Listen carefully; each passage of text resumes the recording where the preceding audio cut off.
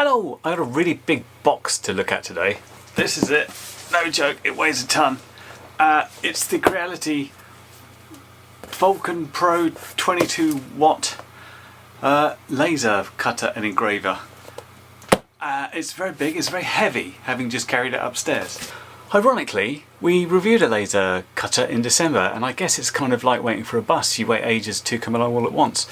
Don't know much about this one. I know it's from Creality. Creality I like. I've got the one of the Ender printers there, and I think they're very good quality, so I'm looking forward to what this one brings. So let's get in the box and see what there is. This box pretty much takes up all the room I've got in my office. Under here there's a something, I'm not sure what it is, but if we go ahead and lift that something out, we've got an air assist, the laser module. We seem to have something to extract smoke. Yeah, I'm going to have to, I can't find the instructions yet, maybe they're in here somewhere. It's very nicely packaged, but I'm going to have to get it out before I can figure out what's in it. Okay, all the components unpacked, and here's the manual, which looks really cool, and you can see this is a fully enclosed system, which makes me much more happy about it. The only pain is, at the moment my laser cutter is set up next to the door here, so the extractor goes this way, that's on the other side. But it's a very good manual. It's full of full colour pictures, and it's got all the instructions about how to put it together. So I think that's the thing to do next. Take this, put it together. We've got a little set of tools here, got safety glasses in addition to anything else, got a UK plug, everything looks good. It's just a case of putting it together, which I'll get on with now. Well, that's the enclosure built. A little bit fiddly because the way these things have to, you've got a flat piece of whatever it is, acrylic, that you have to slide into these little grooves and they don't stay there. But the idea is this one moves and you can get to the stuff that way. Close it back up again. Okay, just done the first bit of assembly of the laser module, and it's very pleasing. Laser just goes in there and thumb screws in, and then you've got these things to hold the wire in. And you can put the second ones in as well. This is the tube for the air assist, so it's all nicely out of the way. So you've got the full range of the machine going back and forth. There's no way any cables are going to get caught anywhere, which is great. Down here, you've got this tray here, which is very tough steel, I guess. And then you've got these little things to make up the honeycomb supply. So you can take each one of these out individually and clear it off if you want to. This is currently spaced, I'm doing one every two. If you were just doing a small area, of course, you could just put one every one and have a better covering. But yeah, very pleasing how it goes together so far. Okay, here's the cutter set up. I did do one thing, and that's to reverse this. I actually had this on upside down, so the screw holes were out. I've just powered it up so I could look at the light. This is flashing various things here. So the light is controlled by this switch down here. We've got light on or auto. We've got the same thing here for the extractor fan, so if I put that on, that starts. So if we look at the front panel, we've got relatively few controls. This actually came in an off position, so I had to put those in and turn it on. The emergency stop, then you've got the homing and moving the laser around, the frame button, and press to go. The reason you'd use this thing, the press to go, is you actually have got an SD card, but it's not like you can pick something from a menu, so you're looking at having one G-code file on the SD card. If you've got more than one, I don't know what will happen, presumably it just do the first one. So really this cutter is all about using Lightburn. If, like me, you're on a Mac, I think there's Windows for it, or Laser Gerbil is free if you're on a Mac. Lightburn unfortunately costs. Now everything to plug in is on this side, and you'll notice this is me out the door, which is a slight problem because we've got our extractor and that's not really going to easily go over there. So I'm thinking I might put this over the other side of the garage for now, which is not ideal. We've got our air assist there, of course, and we've got a control for that on a slider. So it basically says a slight bit of air for engraving, full air for doing cutting. Now the other thing this cutter comes with is a camera, which is just this thing here. And if you come over here, you'll see we've got a USB to go in. So we really need all our computer equipment this side, because that's where all the connection is, and the extractor facing the other way. These individual panels are made for each side. I would like to have put that on that side, but then it wouldn't have reached to where it plugs in, which is just down here, so that really didn't work for me. So yeah, it's going to have to go on the other side of the garage, or if I want to keep it here, then I need to get some sort of extension to go round, but then it's still kind of a mess because I'll have all my computer and stuff there. But let's figure that out. Okay, we're now on the other side of the garage, so we can vent out there. I noticed this thing still connects this side, so I can put it right the way up. So it's not quite as convenient as I'd like it to be, but let's get this thing going. And the first thing we need to do, it seems, is calibrate the USB camera. There's a whole video about this from Creality, and it looks fairly important for lining things up. In the packaging, there's an SD card, and it's got a load of manuals and videos and things on it like that, and also, very usefully, a thing called a libdev file. And what you can do is import this into Lightburn, and basically it sets up all its recommended settings, so it knows what device you are then, and you can go ahead and start doing stuff based on that. So we're given this circular pattern thing, and this is very much about aligning the camera up there. Going back into Lightburn, unfortunately it gives a tutorial about how to do it. You've got to place this in sort of 9 positions to get the camera sort of absolutely focused and understanding where that is. I presume that comes into being able to line up stuff, so when you see it you can say, yes, I'm going to print it, or I'm going to cut exactly on this piece. What we do, we just move that around. So this has got nothing to do with the laser whatsoever. This is purely for the camera. So we just copy what's on here and go around capturing, and if it got a score of less than 0.5, that's great stuff. So if we hit next, and we just keep moving it. What we're doing now is aligning the camera, and to do that we actually have to cut something. So in with this piece of wood, and we've got this little focus thing that's specific about how thick it is. So I've got one for 1 to 3 mil. You just drop the laser down and then tighten it up, and that should be focused for that. It's me from the future here. Just to let you know, I recorded a load of stuff, and when the fan is on, sometimes you can't hear me. It's not that it's too noisy to hear somebody, it's that the microphone just picked up the fan noise. So sometimes I'll just be doing a voiceover. What we're doing here is part of the camera alignment. So Lightburn asks us to put a sheet of something down, and it's going to put certain marks in the corners, and then we're going to check that then lines up where we think it should line up. Once that calibration engraving's been done, what we have to do is go ahead and see if the camera can spot all those accurately. So what we're doing in Lightburn is basically clicking where we've got the point. So we go over to all the points and say where the exact mark is, and apparently that calibrates it. It then is we can use this update overlay and engrave an image somewhere here and check it goes exactly where we want it to, I think. So the test here is to just get a letter X by dragging it in here, and then I should be able to make that appear directly there. So the idea then, if you have a material in there, you can just drag your pattern to it and you'll be in the exact position. I hope. We'll test that. It's not showing up well because of the picture there, but I'm aiming to put my X, let's put it just literally holding up the little circles we got like that. So the idea is if I frame this now, it should be exact to that.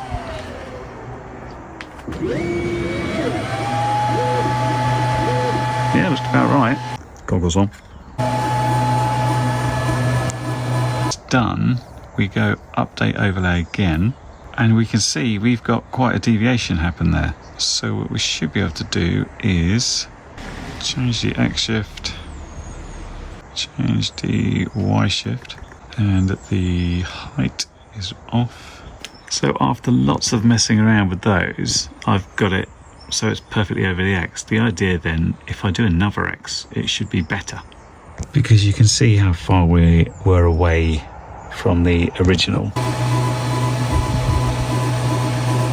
So that's what I was trying for.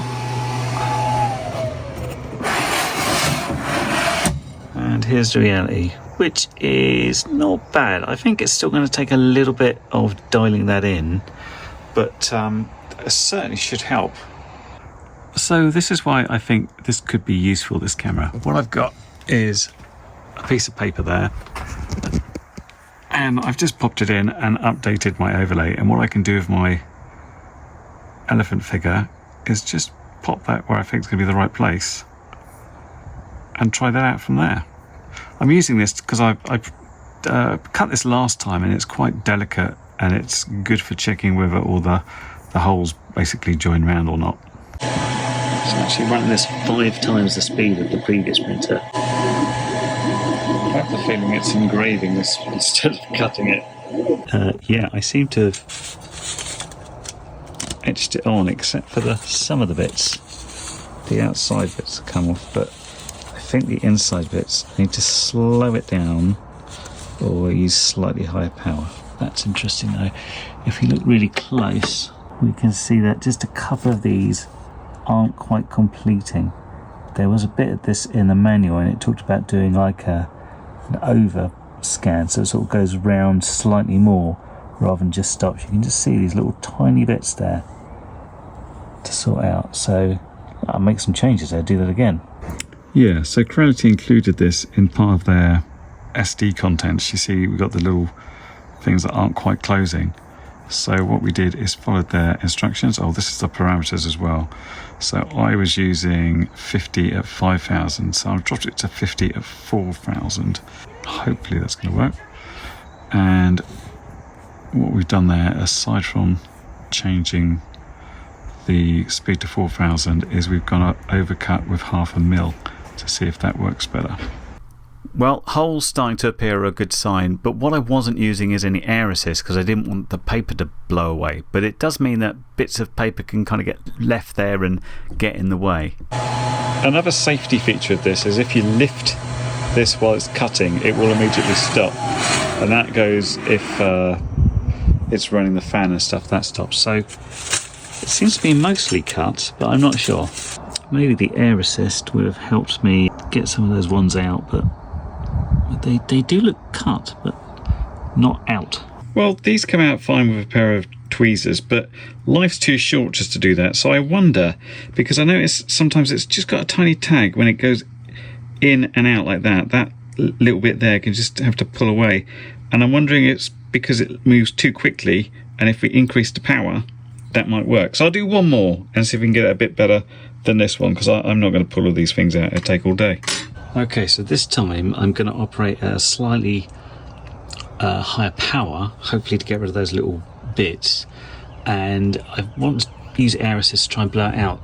There's nothing to hold this in place, so I've just put a little bit of tape right on the corners where it's not going to get cut, and see if that works for me. Okay, just getting off the bed, you see we've mostly got the holes cut. We've just got a couple of little bits to do, so that seems like a better idea. More power or less speed, but might as well keep the speed and go more power. And here's the result on a black background so you can see it. I've almost got it right. I think one mistake I made was to go maybe too much on air assist. There's a couple of instances here. I think what happened is, there's not one here, we probably had the thing blow down a bit, so we got these weird dots and slightly out of line where I think it blew the actual piece of paper down, because we've got these slats all the way along, so we've got the ability for this to sort of warp a little bit. So we've got a few instances of those. I could go back and do this again and again. I think possibly slow it down, maybe don't need to use air assist, but I can't just keep cutting this one again and again. I'll move on to something else, but everything's a little bit of trial and error until you get it really dialed in how you want it to. So I've got this wood with already a load of holes in it, because I wanted to go ahead and place a little keyring in, you know, a bit that is free without me having to think about it too much. Seems to have done a good job. I'm kind of using the guide about the material settings, but it's all a little bit experimental until you get it done. But yeah, that is a nice clean cut. Sort of deliberately went for quite a thick engrave, so it's really embossed in there. And then the benefit of this is, of course, if I wanted to, if I just update my overlay again, I'll try and do it without the laser head in the way, then I can just pick that up, move it along to somewhere there's not a hole, and really use that space quite efficiently. I'm just doing some small cuts here, but smell-wise, we seem to be doing quite good. The extractor's doing a really good job there. It would depend, of course, on those winds. If it was blowing it back on me, I'd get a face full of it, but this is working quite well.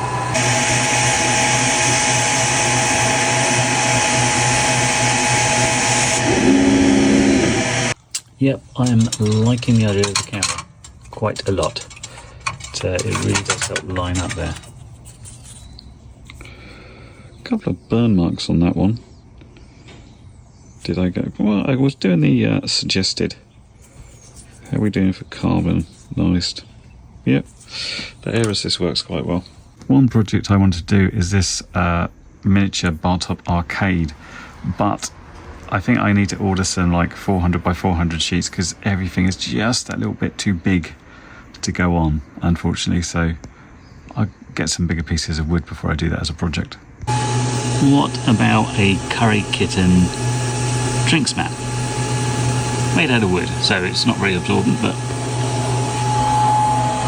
Oops, I got the cuts around the wrong way. Just because I was just quickly making this, I forgot about the order, so I should have done that CO cut underneath the image.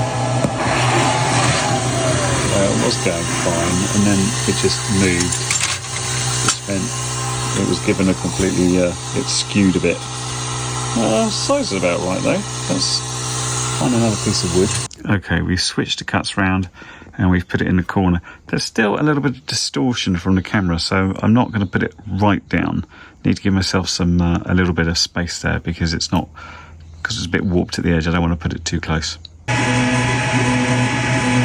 And that's the finished product. You'll notice it's still got this thing from what I was printing for the calibration stuff. A little bit of burn in some areas. It's I was going with a reasonably high number to really get a deep engraving in there, which we seem to have finished. Welcome to my campervan, a new accessory for us. When we retire, we hope to do a lot of driving around in this, and at the moment we're still driving around in this. It's new, and one of the things we've been doing is trying to put things in this cupboard to help store things like little boxes. So if we look in here, we've got a little couple of boxes here. They don't quite fit properly, and we've had problems getting stuff there. And certainly in the bathroom here, we found trouble getting something to accurately fit in there. We've got this one. And the reason we have them is when you've got, like, bottles and things like this, you don't want them jiggling around, you want them to stay places. So we've got a small one in there. But I thought what we could do by taking a few measurements in here is trying to get something that fits a little bit more precisely. It's a bit weird because the hole here is smaller than things out the back there, but I've just taken the measurements. So let's try and make a box. This is a website called boxes.py. I mean, it's not actually. The URL is boxes.hackerspace-bamberg.de, but the idea is you can put in some dimensions for boxes and it will produce them, and this will include the little tabs you have to slot into one another. So I'm going to use this one called a box because I want something pretty basic. So we are talking 140 by 260 and height is 60, quite low. And another good thing is you can say I want to get this directly into Lightburn, and then we just say generate, and that generates a Lightburn thing, and we can open that, and this is what we get. As you can see, that won't all fit on the bed, so I will probably have to use some of these and do it separately and use a couple of sheets. But yeah, let's give it a go. Okay, that's my 300mm square piece of basswood. And what I've done, I've just orientated a few things around, and there you would notice there were 5 pieces, so we can fit 3 of them in this one, and then I've got another board for the last 2. Gone ahead and made myself an actual material, created myself a library, so that way I can just say assign this cut to the basswood, which is what I've done. So we do the inner cuts first, outer cuts later. Yep, that looks good. We're doing a lot of cutting here, which is producing a lot of smoke, but the extraction is really good. It gets the smoke out there. There's no smell internally. It's a bit different than the fabric box I had last time, which did allow some smoke or at least smells to leak. Yeah, I'd say that'd cut through.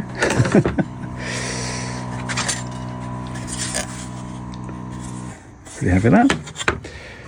It's got, no, they've all fallen out. I was just going to say, we need to poke the holes out, but no, they've all come out. Right, I just need to do the other two pieces now. So here's the last two parts. Again, I'm using the camera to line these up. I hope you can see the smoke. It really is venting really well. So I've got no smell in here and no leaks through this at all. Okay, 4 minutes have gone past.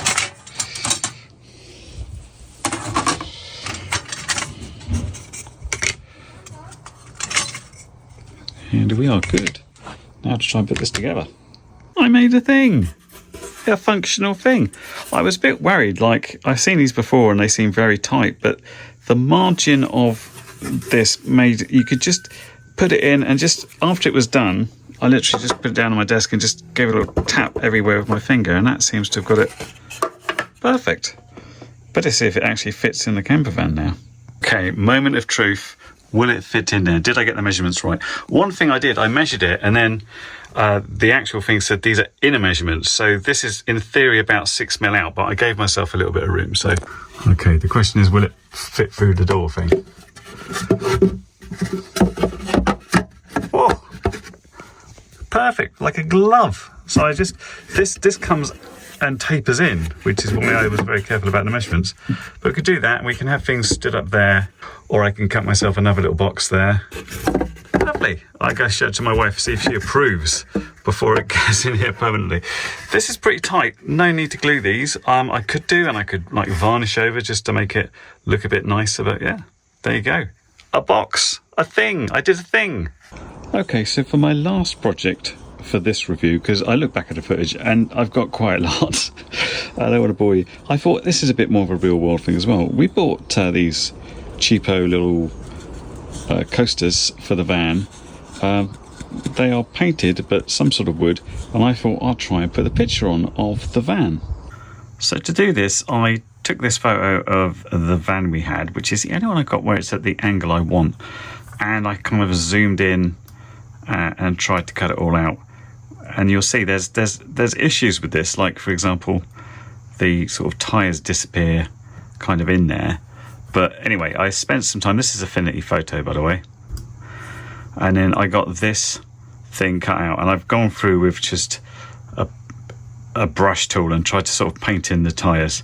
The right way of doing this would be to vectorize it. So basically we change all these to lines, so you get a nice outline, you just get the details in there. Lightburn is pretty good at doing that, but this thing is just full of reflections and different things, so it didn't work that well, so I thought I'd try it as an image. So let's pop this inside. I find it's quite easy to line up being straight just using these little grates as a guide. And then if I update my overlay, you can see I've resized this so it fits on around about the center. This is something that without the camera I think I'd get it on there, but getting it central and just where I want it would be a lot more difficult. If you wonder what Mary Pickford is, it's the name of our van and also the name of our favourite cocktail. If you haven't tried it, give it a try. Rum based, very nice. Anyway, I'm not quite sure how well this is going to engrave, because it's kind of an unknown coaster on unknown paint. But it's kind of the thing you might want to do. You can get blanks of these sort of things, so you could customize these. You run your own little business producing them if that's your thing. I'm just going to give this a go and see what happens.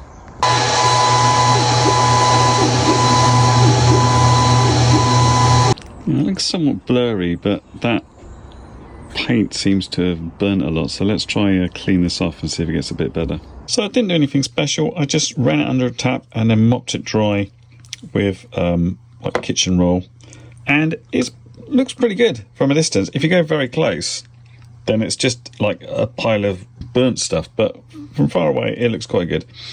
As I said, the best way to do it would be to vectorize the image, but really didn't have time to do that. So I went ahead and did that again. The difference is with this one, the grain was kind of running that way.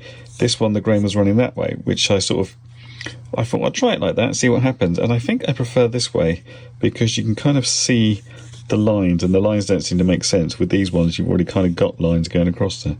That was a nice experiment about how to engrave using an image. And I could imagine like buying up a bunch of blanks and making things up for people. As far as basic maintenance of the machine goes, in terms of cleaning it up, it's just a case of sliding out this tray, and you can see the amount of paper debris I've got and little bits of wood.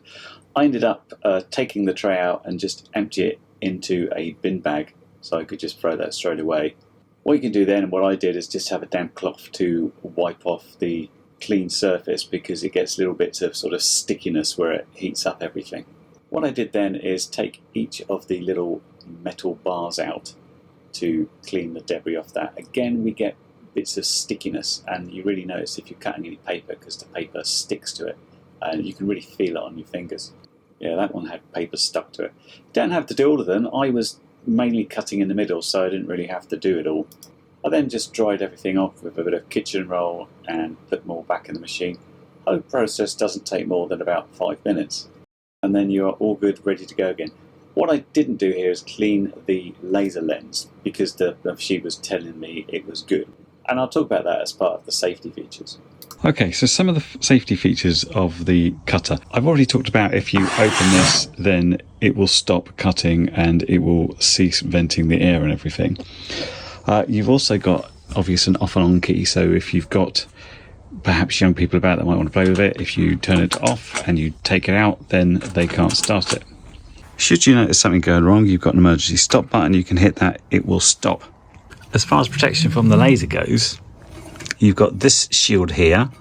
You've obviously got this and the safety goggles, which I always wear. It's just extra safety, so you're mitigating the risk of any laser hitting you. On the laser unit itself, you'll also notice we've got a few things happening. We've got a fire, lens and air. Air is flashing because that's what it's saying, there's no airflow. This is all about the air assist.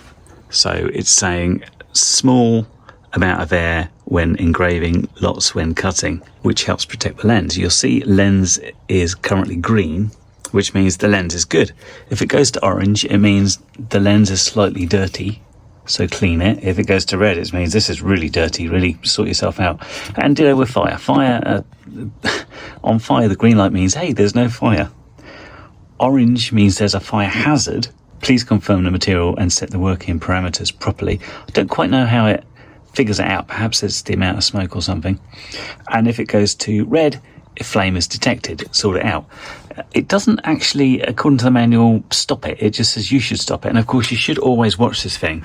And in terms of safety, I always have a fire extinguisher next here, just in case something does burst into flames. And then, of course, we've got the vent going out, which is good for getting rid of smells and nasty vapours. That said, you should always check that the stuff you're cutting is safe to cut. There's a whole bunch of materials that seem quite innocuous, but if you burn them, they will produce toxic gases, and basically those are the things not to cut. Well, I really liked using that laser engraver and cutter, which is a bit of a turnaround from my original thing going in. I was pretty scared of them, but I did have originally a 50-watt CO2 laser, which didn't seem that safe. This one seemed a lot safer. I was impressed with all the various security features, basically to stop you burning yourself or going blind by the laser hitting you or reflecting off something. Now, what was really crucial about this cutter, and I didn't understand it at the time, is that camera. I thought I was setting it up. I didn't know why. I didn't realise it would be as simple as going into Lightburn, positioning my graphics where I wanted on my material and being accurate enough just to do it on a small thing. So you can imagine if you want to do, like, we talked about like having blanks for coasters, blanks for key rings. If you're doing your own business and you're engraving things, you could line sort of 10, 20 of those up at a time, get the picture of it and just drag each of your graphics to the right position, and you can be confident that that will cut things in the right place. It's really so much quicker compared to having to do it manually and trying to look at the laser when it's framing every time and getting it right. I mean, you can design things like, you know, bits to hold your material exactly so you know every time you do it it's the same thing. But it's just not as simple as saying, okay, drag there, cut, and it just works. That is really fantastic. I loved the fact it was all built in. It had a completely covered thing, the extraction was there. The only thing I'd have loved is if you could have swapped sides. Like, I had it set up on the other side of my garage, but I wasn't able to swap the extractor over because it didn't have the electronic. I mean, I could mess around with that. I could extend the lead and stuff like that, but it would be nice to have it so you can legitimately swap sides if you wanted to. Unlike the previous laser cutter I looked at, it doesn't have its own screen, so you will have to get au fait with something like Lightburn or Laser Engraver to use it. As I said, you can put G-code on the SD card and cut it, but you're talking about like one file. There's no real controls to do it, so really using a computer with this cutter is a needed thing. You absolutely have to do that, else you won't get anything like the best out of it. Now, I'm still very much getting to grips with Lightburn. I am going to buy a license because I've done enough now where I'm sort of like, this is fun. I can imagine different things I want, and I want to cut that little mini bar top arcade out. I just need some bigger bits of wood for that. But there's loads I don't know about it, so I'm sort of fumbling my way through at the moment. Like, I got messed up trying to do things with the material library. I need to sort that out, and I don't know if I need to do something with the camera so I can see more of the bed, and that way I can put things all over the place, because at the moment it seems down to that little sort of test thing I did with the circles. But that might just be me not knowing the controls. Now, the firmware is upgradable, so if they bring out new features or change things, that'd be good, and we can do that. And in terms of power, I had a 10 watt diode laser last time. A 22 watt basically goes twice as fast. So normal cutting jobs on like 3mm, 2mm stuff is like really quick. It just goes around very quickly, does it. Put it in perspective, it can cut 10mm basswood in a single pass. Don't quite know how fast it can do that. But if you're doing like some cutting and some engraving, I think it's a decent thing. If you want to do a lot more cutting, then up your power. So this is a 22 watt, they do a 40 watt, they do a 60 watt. And I know the 40 watt can do like 20mm in a single pass. So I suppose the 60 watt can probably do 60mm. But that depends on like how much cutting you're going to do and how quickly you want to do it and stuff. So you may find that if you're doing engraving mostly and a bit of cutting, then 22 is going to be fine. As I said, the only pain with these is you need to be out there watching it, and just in case something bursts into flame. So I'm sort of stood around my garage a lot of times going, ho hum, I'll just watch this happen. Now, I quite like the fact that the laser had those 3 lights on it to alert you to things like fire and the lens being dirty and stuff. My only issue is, if the laser is going, because it's got that red screen down, I can't see the lights really, especially when I put the glasses on as well. It's like, no, there may be a light, but I can't see any colour. So, you know, I think you'd know if you were getting a fire. And fortunately, when you stop the laser, for example, if the lens was dirty, it would light up orange or red, so you'd at least be able to see it because you'd open the cover. There are a couple of accessories. If, for example, you needed to do this inside, I know they have an air purifying unit. I'm not quite sure how effective that is. It's set up so it says you can do this inside. The idea is that it vents directly into the air purifier and doesn't let any smoke and fumes out. I haven't tested it, so I don't know how well it works. It also has the rotary cutter, so if you want to do things like flasks or rings or other things that needs to be rotated around, they do that as an accessory. There are some restrictions to what you can do with diode laser. Transparent stuff doesn't cut because the laser's not absorbed by it. So clear acrylic and glass you can't cut directly. I'm led to believe you can coat glass with some sort of paint or something, and that will allow you to engrave it. I don't know if that's the same with clear acrylic, but coloured acrylic it can get through. So there you go, that's my rather lengthy review of the Creality Falcon Pro 22 watt laser engraver and cutter. I will be doing some more of that. As I said, I'm quite interested from a sort of a new way of making stuff, and I want to do the arcade cab. I'll see how I can integrate it into my FPV and RC stuff as well. Many thanks to Creality for sending it along for review, and of course there'll be some links down below where you can get more information about it. Any questions, please feel free to ask. I'll do my best to answer them. Hope that's been helpful. I will catch you next video. Bye for now.